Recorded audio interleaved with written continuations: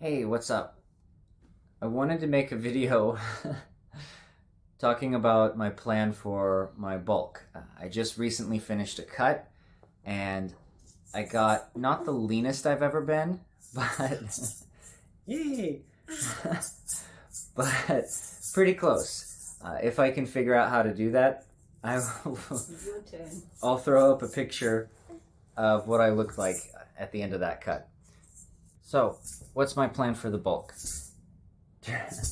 During my cut, I did an Arnold split, which for anyone who doesn't know, that's chest and back, then shoulders and arms, then legs, and repeat, which I did enjoy. I really, really like that split, but the problem was that it started to get really rough on my elbow joints. So for the bulk, I'm going to be running a bro split. Why a bro split? Well, I've never really done one before. It's the most popular split, and I've also heard that it's a little better on the joints. So I figured I'd go ahead and give it a try. I am going to be modifying it a little bit though, because I've heard a couple of pros, I can't remember which ones off the top of my head, talk about splitting up quads and hamstrings basically. So I'll have the typical, chest day, back day, shoulder day, arm day, but then I'm gonna have a day for quads and calves, and then a day for hamstrings and glutes. And that kind of makes a lot of sense to me because, doing all of your legs in one day, it, in my experience, can get a bit long and grueling. Another reason why I want to run a bro split is because there are a lot of lifts that I like. And on a twice per week frequency, it's really hard for me to choose which lifts to leave in and which lifts to cut out. So I think with a bro split, it'll give me that chance to have a little bit more variety in which lifts I choose. As far as which lifts I'm going to do, well, I was thinking about doing some training vlogs. Maybe I'll, do a chest day or something for my next video. So I don't know if I want to say just yet every lift that I'm going to be doing.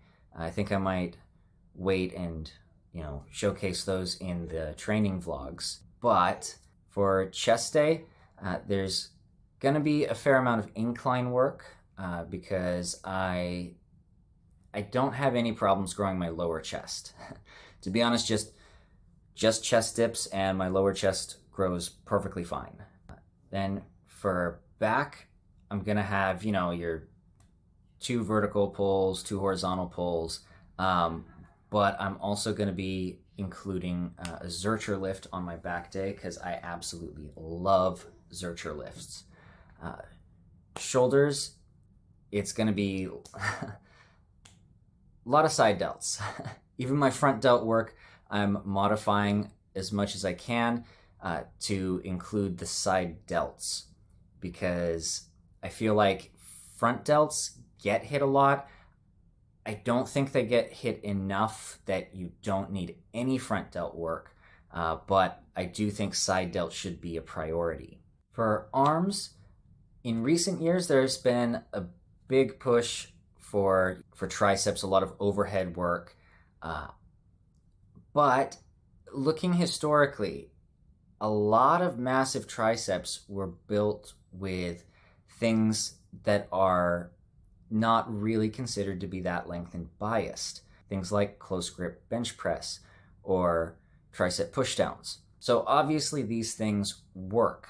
I mean, one of the things I've been realizing the past year is that, yeah, we're getting all this new research, but the old methods still work, and they work pretty darn well. Anything that worked, 50, 60, 70 years ago, it's still going to work. So I'm not really going to be doing that much overhead tricep work. I think the closest I'm going to get is skull crushers. Biceps, I will be doing a mix of lengthened biased and shortened biased work, mostly just things I like doing. Then for quads, I'm going to be doing some old school stuff, and my main calf lift is going to be a little bit strange, but I'll explain in the training vlog why I do it the way I do it when I get to that. As far as hamstrings and glutes go, well, RDLs are going to be my main movement for hamstrings and glutes. There will be a Zercher movement in there as well, and a movement that mostly targets the glutes.